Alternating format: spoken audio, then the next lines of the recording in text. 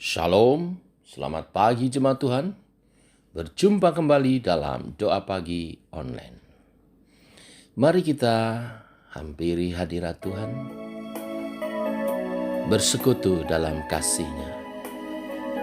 Kasih Tuhan yang sempurna selalu mempesona bagi setiap orang percaya.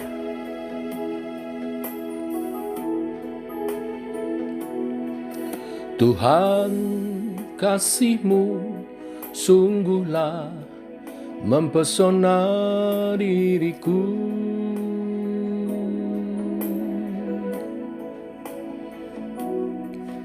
Tuhan, kuasa-Mu sungguhlah menggetarkan hatiku. Kasih-Mu ya Tuhan, yang Kau limpahkan bagiku, lebih dari yang ku perlu. Kau sediakan bagiku, ku sembah Kau Tuhan sepanjang umur hidupku, sepanjang umur hidupku.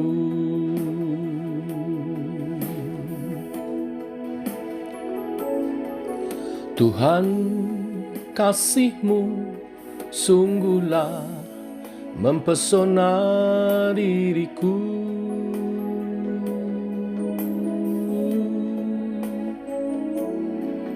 Tuhan, kuasa-Mu sungguhlah menggetarkan hatiku. Kasih-Mu ya Tuhan, yang Kau limpahkan bagiku, lebih dari yang ku perlu. Kau sediakan bagiku, ku sembah Kau Tuhan sepanjang umur hidupku, sepanjang umur hidupku.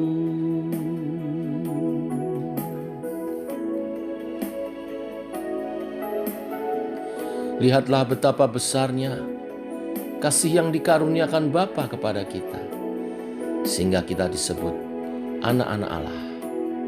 Dan memang kita adalah anak-anak Allah.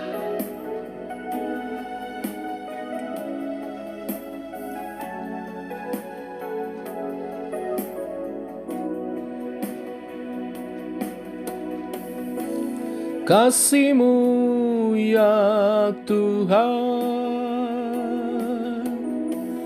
yang Kau limpahkan bagiku, lebih dari yang ku perlu. Kau sediakan bagiku, ku sembah Kau Tuhan sepanjang umur hidupku, sepanjang umur hidupku, sepanjang umur hidupku, sepanjang umur hidupku.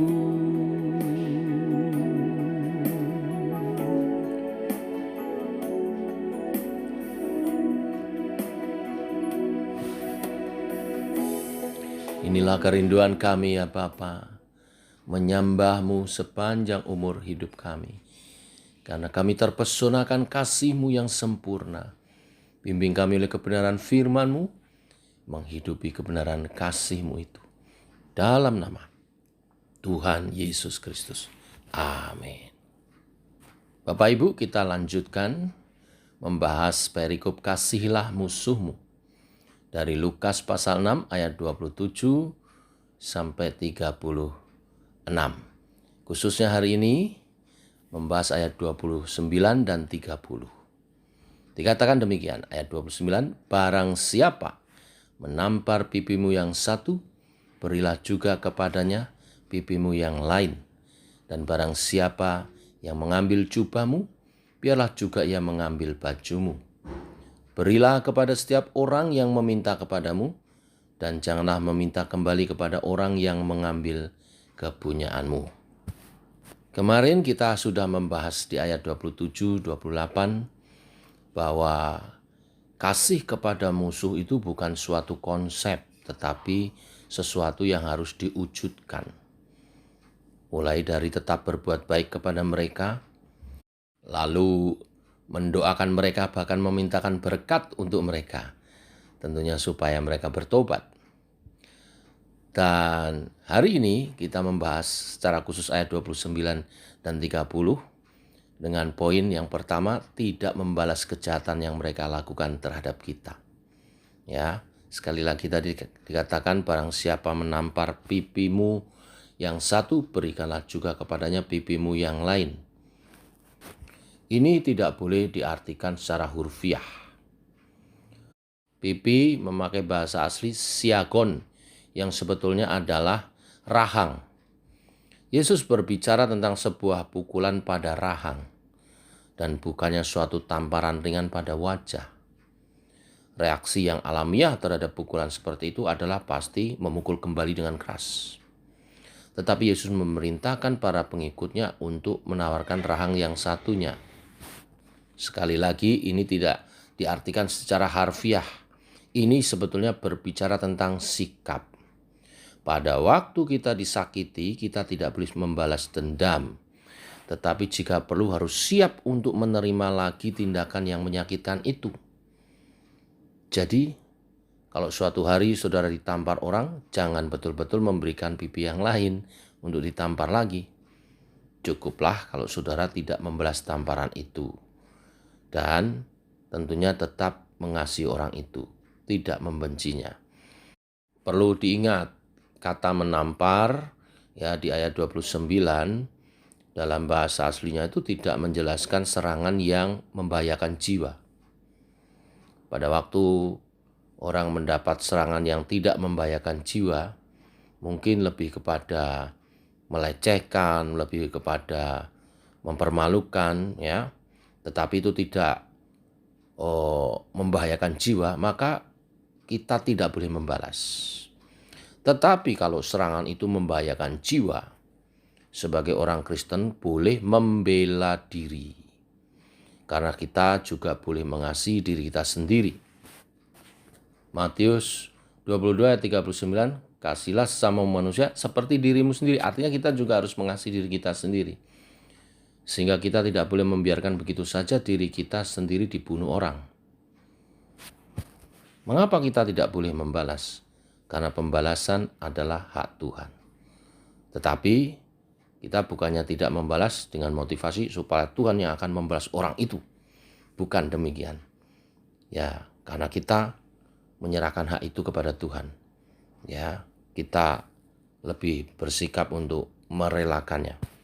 Sebab kalau kita tidak membalas hanya karena supaya Tuhan membalas orang itu, ya adalah mungkin berarti kita mengampuni secara lahiriah tetapi tanpa menunjukkan kasih yang sungguh-sungguh. Tuhan mau kita menyatakan kasih yang sungguh-sungguh. Lalu bagian yang kedua ayat 29b. Dan barang siapa yang mengambil jubahmu, biarkan juga ia mengambil bajumu. Jubah menunjukkan pakaian luar, sedangkan baju menunjukkan pada pakaian dalam. Barang siapa mengambil jubahmu, biarkan juga ia mengambil bajumu. Waduh, telanjang dong, ya. Atau kita cuman pakai pakaian dalam aja dong. Nah, seperti ayat 29a ini tidak boleh diartikan secara hurufiah. Tetapi harus diartikan bahwa kita tidak boleh membalas perlakuan jahat kepada orang yang merugikan kita, tetapi merelakannya. Ayat 30a, berilah kepada setiap orang yang meminta kepadamu. Perihal ini juga tidak boleh diartikan secara mutlak, ya. Artinya setiap orang yang minta harus kita beri, bukan berarti demikian. Ya, sekalipun hal memberi merupakan kebiasaan yang baik, tetapi ada hal-hal lain yang harus dipertimbangkan dalam menggenapi kebenaran firman ini. Yang pertama, kitab suci mengajar bahwa hanya orang miskin yang berhak ditolong dan perlu diberi. Amsal 3 ayat 27-28. Janganlah menahan kebaikan daripada orang yang berhak menerimanya, padahal engkau mampu melakukannya.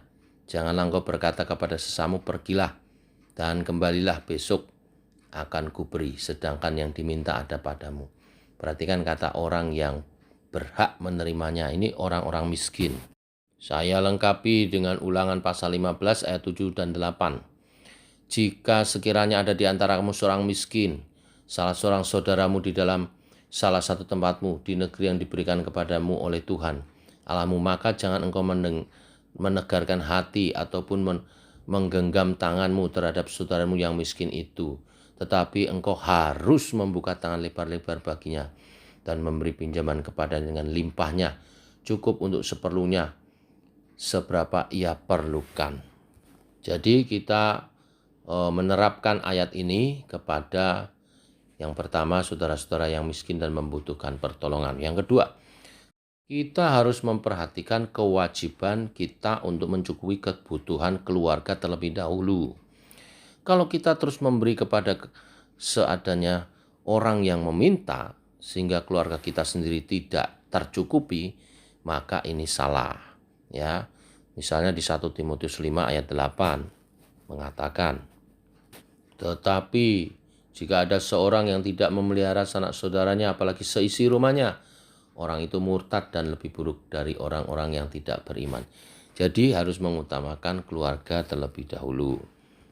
Yang ketiga, kita juga harus memperhatikan apa pengaruhnya pemberian yang kita beri bagi orang yang menerimanya. Kalau pemberian itu menjadikan orang itu makin malas, maka ini justru tidak benar. Ini justru tidak menunjukkan sikap kasih. Oleh sebab itu, dalam menerapkan perintah Tuhan ini, kita mesti memperhatikan ketiga hal ini. Bagian terakhir, ayat 30b mengatakan, janganlah meminta kembali kepada orang yang mengambil kepunyaanmu. Siapa yang mengambil kepunyaan kita? Apakah orang miskin ataukah musuh kita? Ini juga tidak berlaku mutlak dalam mempraktekannya. Tidak boleh diartikan seakan-akan itu merupakan pengekangan terhadap orang-orang percaya untuk tidak melakukan pengejaran, penangkapan terhadap pencuri atau penindas, tetapi sebagai larangan yang melarang kita untuk melakukan balas dendam pribadi atau untuk bercekcok akan hal-hal sepele, ya. Walaupun kita dirugikan atau kita kehilangan, kita diminta lebih merelakannya. Dan itu adalah tindakan kasih kepada orang-orang yang memusuhi kita. Demikian kebenaran firman hari ini, saudara-saudara. Sekali lagi saya menekankan bahwa memang perintah untuk mengasihi musuh dalam bagian ini menunjukkan standar tuntutan Allah yang begitu tinggi, sehingga seakan tidak mungkin bisa dicapai oleh siapapun secara sempurna. Ini menunjukkan standar Allah dalam kesuciannya yang hanya bisa dicapai pada orang-orang yang telah ditebus dan diperlengkapi oleh Roh Kudus. Tetap bersyukur akan kasih karunia Tuhan, mengandalkan pertolongan dan pimpinan Roh Kudus dalam mempraktekkan kasih kepada sesama. Tuhan memberkati. Mari kita berdoa.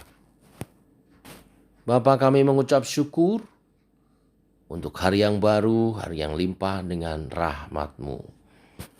Terima kasih untuk kebenaran firman-Mu. Ampuni segala dosa kami, jauhkan kami daripada yang jahat. Jangan membawa kami ke dalam pencobaan, tapi lepaskan kami sekali lagi Tuhan dari yang jahat. Dan bimbinglah kami menggenapi kebenaran firman-Mu. Bila ada orang-orang yang memusuhi kami mau menebar kasih kepada mereka, supaya mereka bertobat dan menerima kasih Tuhan dan diselamatkan. Supaya kehidupan kami, sikap tindakan kami menjadi kesaksian bagi orang-orang untuk akhirnya menemukan Yesus sebagai Tuhan dan Juru Selamat melalui contoh kehidupan kami. Tolonglah kami, Allah Roh Kudus, pimpinlah kami, tuntunlah kami menggenapi kebenaran-kebenaran firman-Mu ini. Hari ini secara khusus kami berdoa mendukung pemerintahan bangsa dan negara kami Indonesia. Presiden Jokowi, pemimpin negara kami, wakilnya juga staf menterinya, Tuhan, Engkau menolong kerja mereka dalam kendali-Mu Tuhan. Para pemimpin ini mengambil kebijakan keputusan yang tepat, sehingga dengan kebijakan-kebijakannya membawa Indonesia menjadi lebih baik. Dalam keamanan, ketentraman, kestabilan politik, juga ekonomi, sosial, Tuhan Engkau campur tangan. Polri dan TNI, Engkau Tuhan dalam otoritas Tuhan, dan Engkau jamah setiap hati nurani mereka menjalankan dengan tertib tugas dan panggilan mereka dengan baik, membawa Indonesia aman tentram. Sehingga ada keadilan sosial, ada toleransi yang baik, ketertiban dan keamanan yang dijaga, saling menghormati dalam keberbedaan, menyatukan keragaman Indonesia, Bhinneka Tunggal Ika digenapi. Ini kerinduan kami Tuhan, sehingga kami boleh menjadi kesaksian, gereja Tuhan boleh menyatakan kesaksiannya di muka bumi pertiwi Indonesia ini. Kami rindu ada banyak pertobatan dan orang-orang menjadi lebih baik, bahkan diselamatkan pada kekekalan. Terima kasih Tuhan, ini doa-doa kami atas bangsa kami dan kota kami, di mana Engkau menempatkan kami, di mana kesejahteraan kota kami lah kesejahteraan kami juga. Tuhan berkati setiap kota kami. Dalam nama Tuhan Yesus kami berdoa, kami mengucap syukur. Amin. Demikian saudara, doa pagi kita. Selamat pagi, selamat berjalan bersama dengan Tuhan, tetap sehat, tetap patuhi protokol kesehatan. Tuhan memberkati. Shalom.